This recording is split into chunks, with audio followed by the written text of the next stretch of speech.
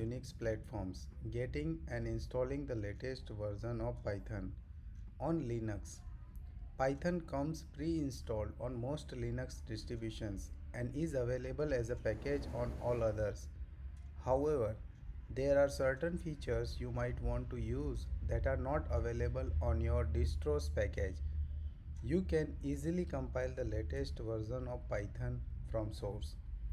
In the event that Python doesn't come pre-installed and is not in the repositories as well, you can easily make packages for your own distro.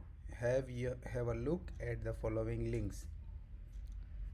This link is for Debian users. This is for OpenSuse users, for Fedora users, for Slackware users. Uh, this link I will share in the description. Thank you.